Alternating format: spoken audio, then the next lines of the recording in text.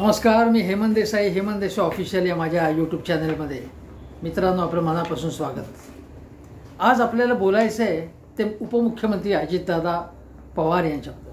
अजितदादांकडे अर्थ खातं आहे, त्यांचा कामाचा झपाटा विलक्षण आहे. सकाळी 6ला ते उठतात हे सगळं आपल्याला माहिती आहे.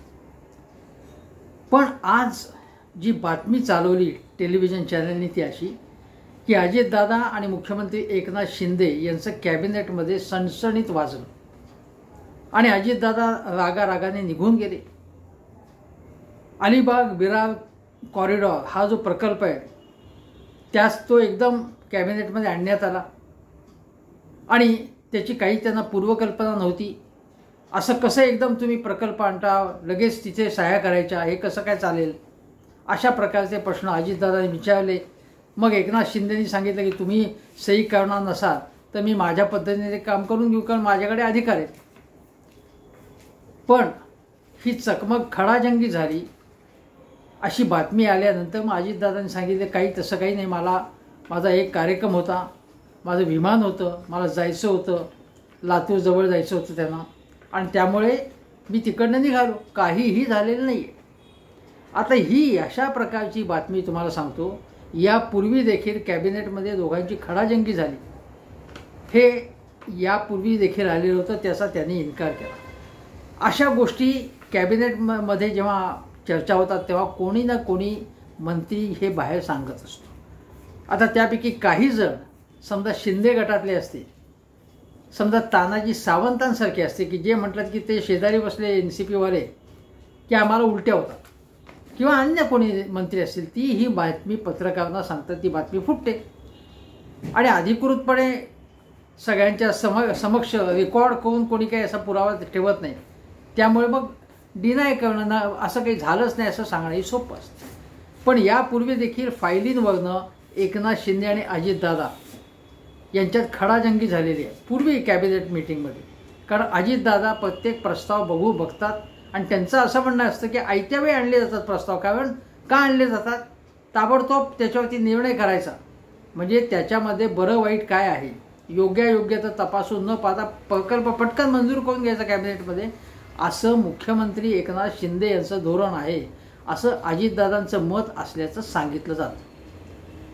पण अजितदादा आज एकदम जाहीर करून बसले की आज पत्रकार परिषद घेणार. मग हल्लीचा एक महापत्रकार परिषद हा नवा एक प्रत्येक गोष्टीला महा लावतात, त्यामुळे महापत्रकार परिषद होणार असं सांगण्यात आलं. मग सगळे छगन भुजबळ, प्रफुल्ल पटेल, सुनील तटकरे सगळे हजर होते. आता अजितदादा बाहेर पडणार का महायुतीमधनं, ही खडाजंगी झाल्यानंतर? कारण अजितदादा शीघ्रकुपेत, तडकाफडकी, कडक एकदम येते असं सांगितलं जातं.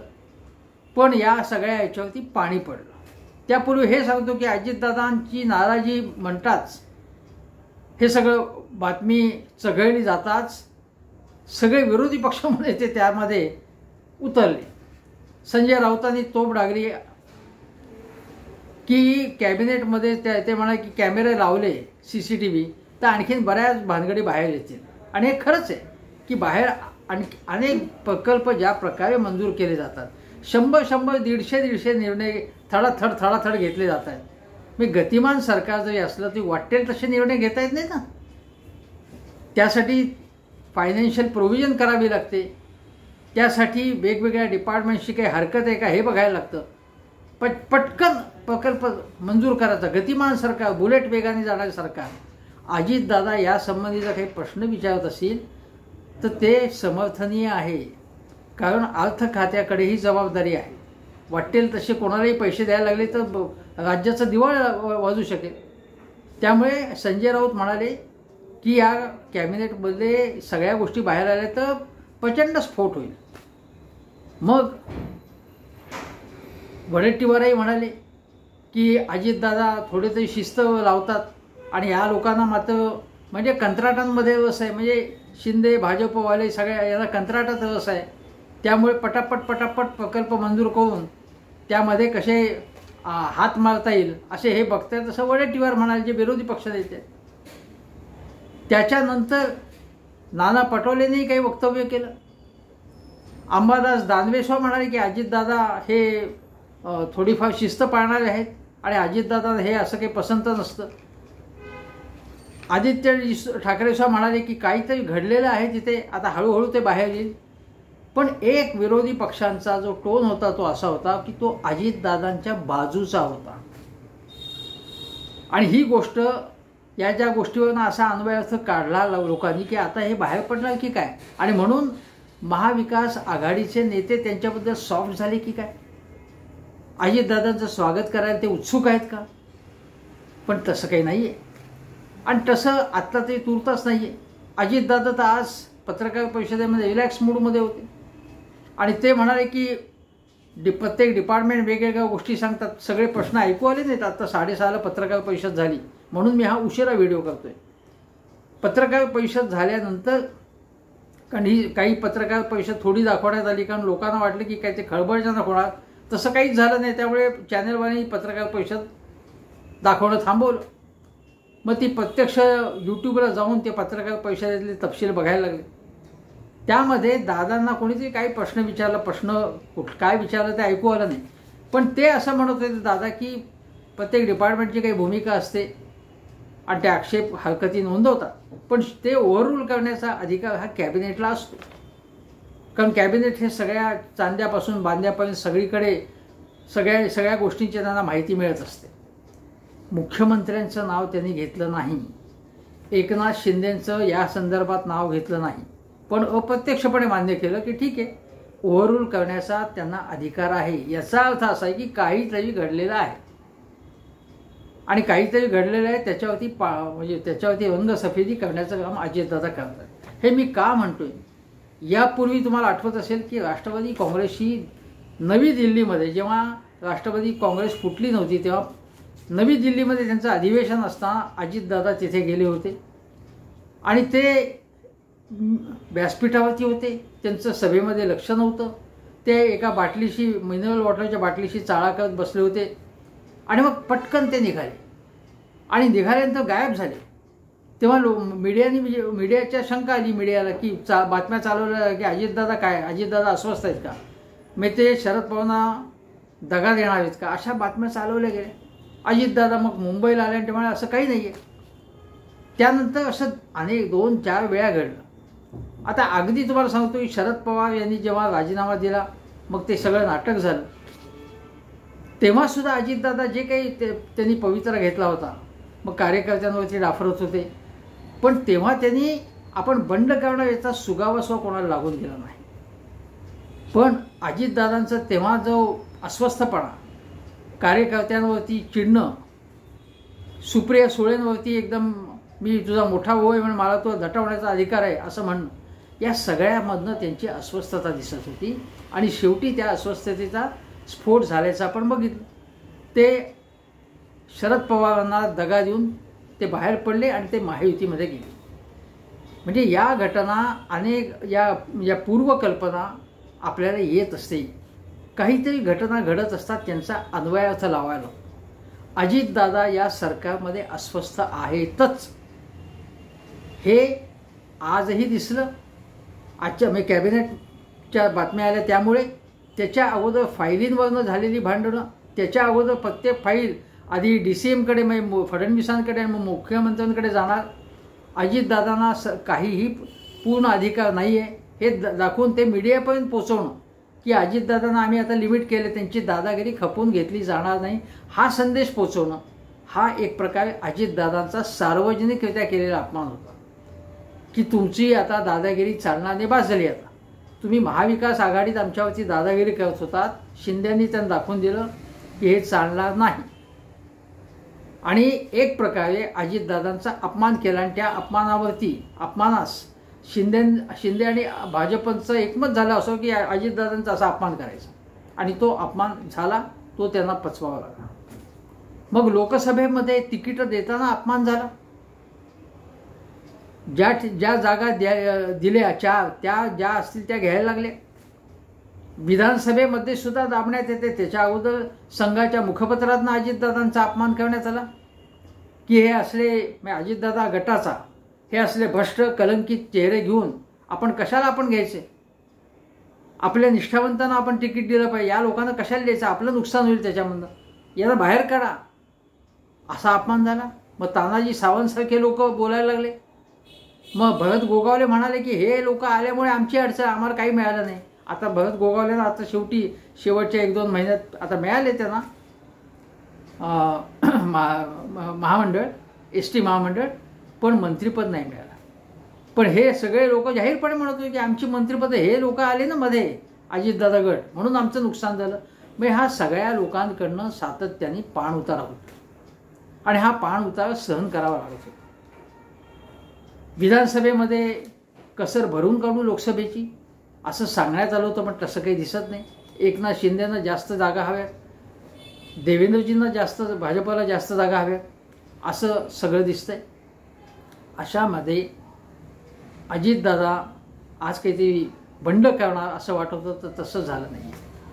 सयाजी शिंदे त्यांच्या पक्षामध्ये आले, ठीक आहे, ती काही महत्त्वाची घटना नसल्यामुळे टेलिव्हिजन चॅनेलनी सुद्धा त्याचं लाईव्ह प्रक्षेपण दाखवलं आहे. पण मुद्दा असा आहे की आज अजितदादांमधले अनेक लोक बाहेर चाललेले आहेत, गळती लागलेले, जहाज बुडायला लागले, हे लोकांच्या अजितदादा गटाच्या लक्षात आलेलं आहे. मी तुम्हाला सांगतो, आज पत्रकार परिषदेमध्ये जे नेते होते त्यापैकी छगन भुजबळांनी तर निवृत्तीचे संकेत दिलेले आहेत स्पष्टपणे.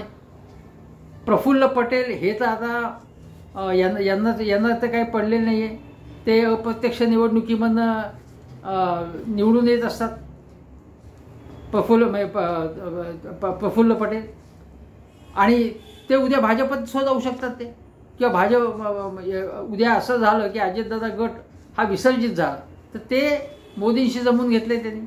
सुनील तटकरे खासदार अगोदरच निवडून आलेले आहेत, त्यामुळे त्यांनाही 5 वर्षाची काही चिंता नाही. त्यामुळे या लोकांना राष्ट्रवादी अजितदादा पवार पक्षाचे काही घेणार नाही.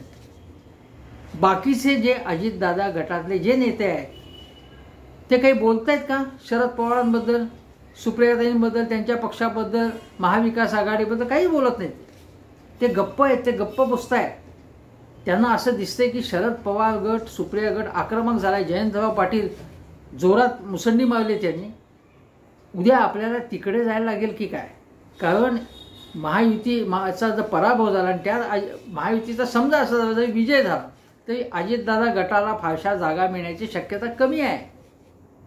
लाडकी बहीण योजना दोन्ही हाताला राख्या बांधल्या, किती राख्या बांधून घेतल्या तरी त्याचा फारसा परिणाम होणार नाही, हे आपण लक्षात घेतलं पाहिजे. आणि त्यात अजितदादांचे जे वित्त डिपार्टमेंट आहे त्यामधनं रोजच्या रोज बातम्या येत आहेत की 2 लाख कोटींवरती कर्ज आहे, नंतर 3% पलीकडे वित्तीय तूट, 2 लाख कोटींच्या वरती वित्तीय तूट गेली आहे, 8 लाख कोटींवरती कर्ज गेलेलं आहे, वित्तीय शिस्त बिघडलेली आहे, वाटेल तसे प्रकल्प मंजूर केले जात आहेत, याला वित्त विभागाचा आक्षेप आहे, तसे शेरे मारले जात आहेत, तशा बातम्या प्रसिद्ध होत आहेत. या बातम्या मी तुम्हाला सांगतो, या बातम्या प्रसिद्ध होत आहेत ना, ते अजितदादांना अजितदादांना माहीत असल्याशिवाय या बातम्या बाहेर सतत जातील असं मला वाटत नाही. कदाचित अजितदादांच्याच गोटातून त्या जात आहेत का हे बघावं लागेल. हे लक्षात घ्या मी काय म्हणतो. अजितदादा एक प्रकारे शिंदे गटाच्या याच्याबद्दल, शिंदेच्या धोरणाबद्दल एक प्रकारे मतभेद व्यक्त करण्याचा हा प्रकार आहे, एक प्रकारे दबाव आणण्याचा प्रयत्न आहे, आपली नाराजी व्यक्त करण्याचा प्रयत्न आहे. आणि या माध्यमातून जर आपल्या जागा काही वाढवता आल्या, या लोकांना बदनाम करून आपल्याला काही हातात काही पडेल अशी सुद्धा स्ट्रॅटेजी असू शकते, हे नाकारता येणार. आता दुसरी गोष्ट अशी आहे की बघा,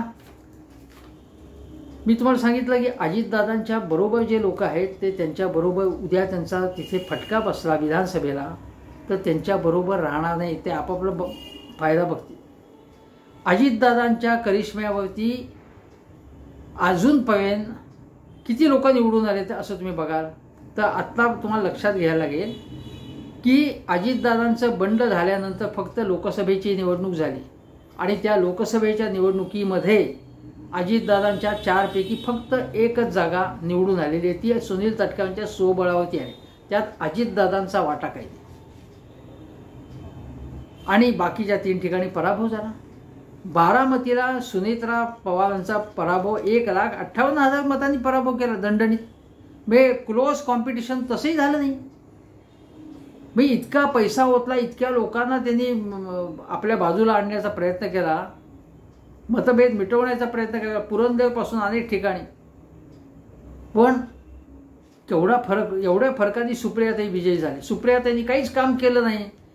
भाषणं देणं म्हणजे सगळं नाही अशी टीका करून देखील काहीही उपयोग झाला नाही. आणि शिवाय बारामतीमध्ये तर 47,000चं लीड सुप्रियाताईंनी मिळालं.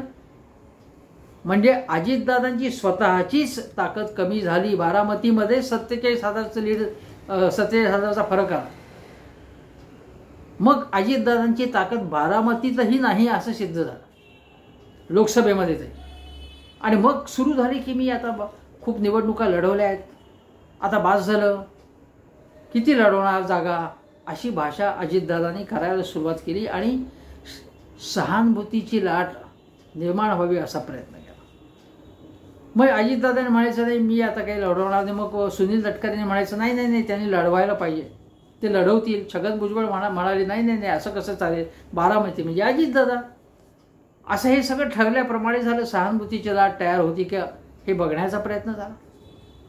पण अजितदादा बारामतीमधनं पराभूत होऊ शकतात आता हे दिसतंय ना. आता अशा वेळी भावनात्मक राजकारण करू नका असं म्हणणारे राजकारणी अजितदादा हे आता स्वतःच भावनात्मक राजकारण करत आहेत, सिंपती निर्माण करण्याचा प्रयत्न करत आहेत. आणि मग आमच्या लाडक्या बहिणी, आमच्या मायलेकी अशी भाषा त्यांनी सुरू केली, गुलाबी जॅकेट, हे सगळं सिंपथी निर्माण करण्याचं राजकारण आहे. त्यासाठी प्रचंड खर्च करून ब्रँड एक इमेज बनवून महिलांमधले आपला बेस वाढावा. कारण सुप्रियाताईंना महिलांची मोठ्या प्रमाणात मतं मिळतात आणि शरद पवारांबद्दल सुद्धा घराघरामध्ये आस्था आणि प्रेम आहे आणि ते आपल्याकडे वळवावं म्हणून मग अजितदादांनी इतर मतदारसंघ, मग शिरूर, मग हडपसर, मग खडकवासला, मग कर्जत, जामखेड असे एक एक मतदारसंघ वाई असे बघायला सुरुवात केली. बातम्या यायला लागल्या. मग आज काल कोणीतरी नाशिकला म्हणालं त्यांच्यापैकी माणिकराव, त्यांचे नेते आमदार, की तुम्ही इथून उभं राहा. मग यांनी सांगायचं अजितदादा नाही नाही नाही तुमचं जसं नाशिक जिल्हा आहे तसं माझा बारामती आहे, आता बारामती माझा आहे. मग काही कार्यकर्त्यांनी अडवून सांगायचं नाही नाही अजितदादा तुम्ही बारामतीमधनंच उभं राहायला पाहिजे.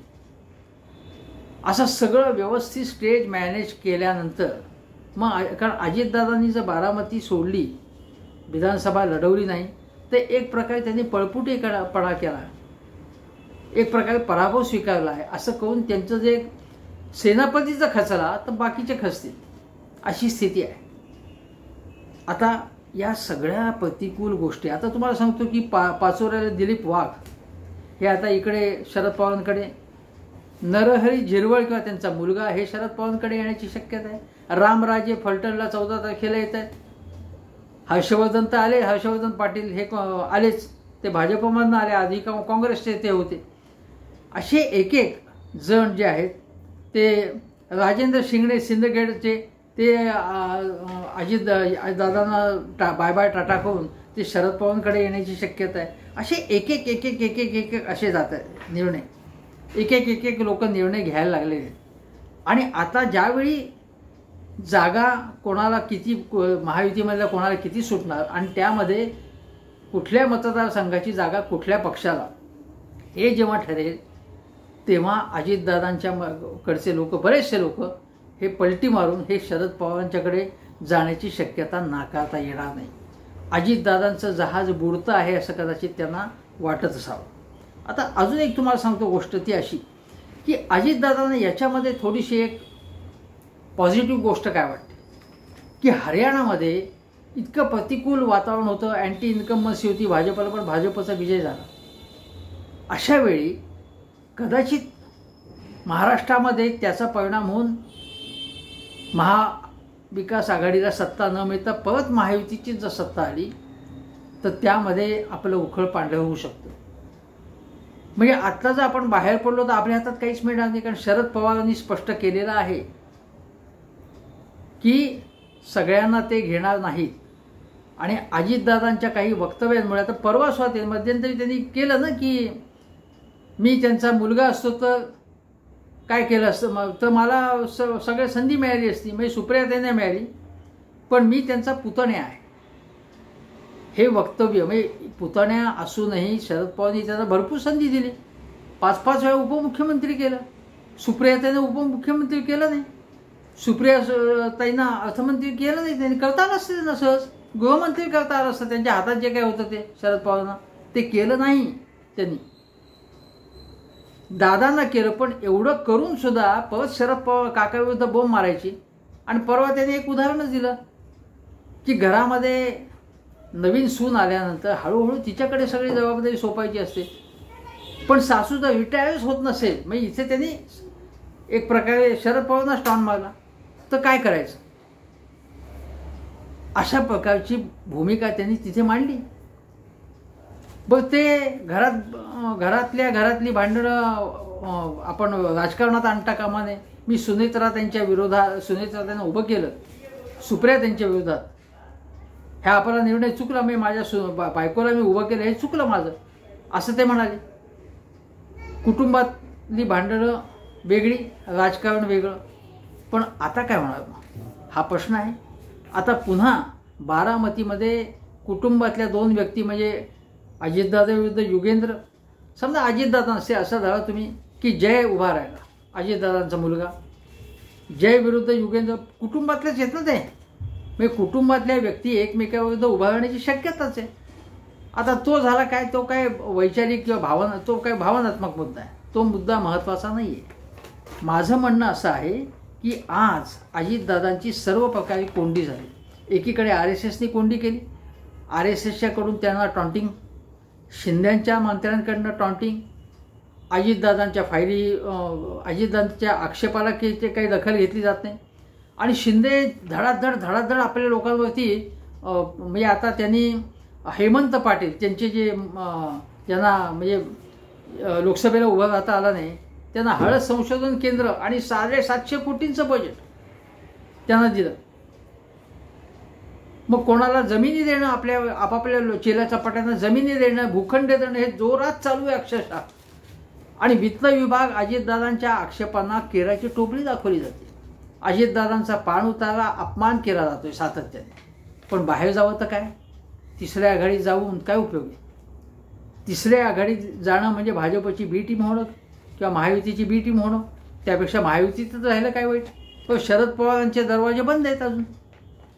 उद्या काय होईल माहीत नाही. चुका त्यांनी मान्य केला तर काही बदलू शकतं. पण आज अशी गोष्ट आहे, मला जो महत्त्वाचा मुद्दा सांगायचा आहे तो अजितदादाच्यात गुणही आहेत, अजितदादांमध्ये अनेक, पण त्यांनी मेजर चूक केली आहे. महाविकास आघाडीत गद्दारी करून शरद पवारांच्या पाठीत खंजीर खुपसण्याची चूक त्यांनी केली. आणि केवळ ईडीच्या भीतीपोटी ती चूक त्यांनी केली, दबावापोटी ती केली. आता भाजप ज्या प्रकारे त्यांना नाचवेल त्याप्रमाणे त्यांना नाचणं भाग आहे.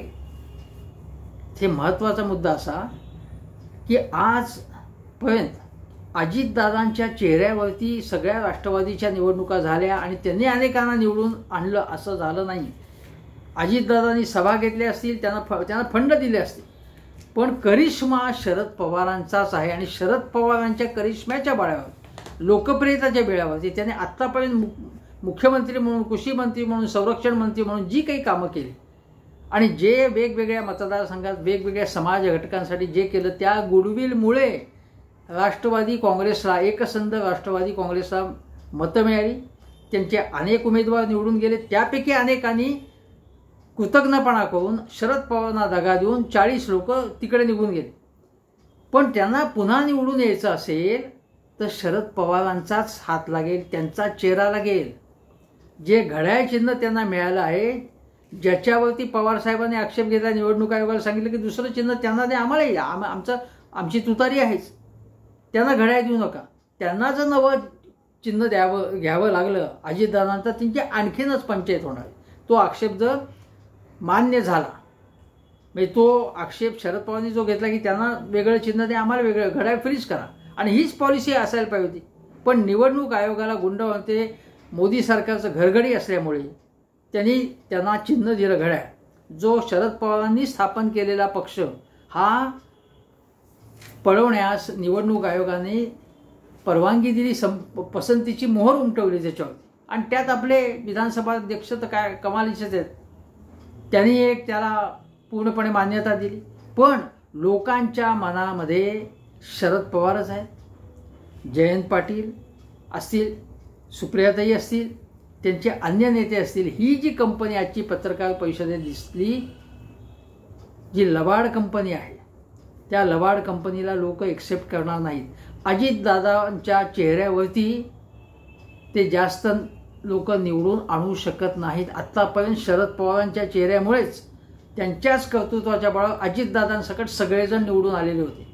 त्यामुळे ही विधानसभेची निवडणूक त्यांना टेस्ट केस आहे. आणि मग काही करामती करायच्या, मग वेगवेगळ्या यंत्रणांच्या माध्यमातून, पैशाच्या माध्यमातून, लालूच दाखवणं, या माध्यमातून निवडणूक जिंकून आणायची कशी बशी, हा प्रयत्न करणंच त्यांच्या हातात आहे. पण अजितदादांचा करिश्मा लोकांच्या मनातला जो म्हणतो तो तसा नाही आहे. शरद पवारांच्या तुलनेत काहीच नाही येतो. आणि म्हणून अजितदादांचा आत्मविश्वास त्यांनी कितीही दाखवला तरी त्यांच्या आत्मविश्वासाला एक आत्मविश्वास हा नाटकी आहे आत्मविश्वास त्यांचा, असं मला वाटतं. त्यामुळे आता सयाजी शिंदेला स्टार प्रचारक म्हणून त्यांनी घेतलेलं आहे. आणि मग सयाजी शिंदे झाडं लावतात, फार चांगलं काम करतात, त्याच्याबद्दल काही शंकाच नाही.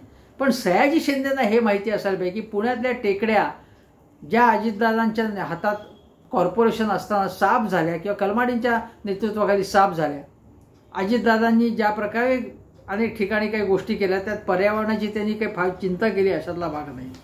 सुनील तटकरे हे काही पर्यावरणवादी आहेत असं मला बिलकुल वाटत नाही. अशा वेळी त्या सयाजी शिंदेंनी एक प्रकारे महायुतीत जाणं हे मला त्याला पसंत पडलं नाही.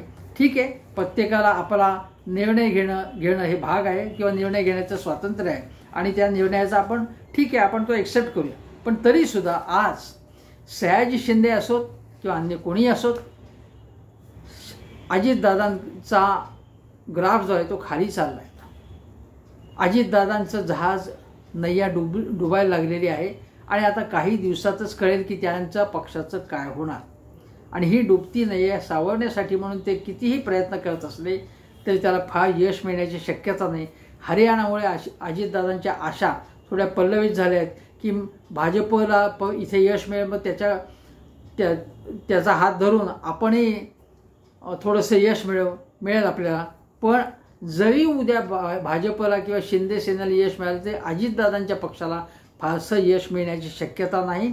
आणि जहाज बुडायला लागलं की मग सुनील तटकरे, प्रफुल्ल पटेल, छगन भुजबळ, हसन मुश्रीफ, धनंजय मुंडे हे त्या जहाजात राहणार नाहीत. हे अजितदादांनी लक्षात घेतलं पाहिजे.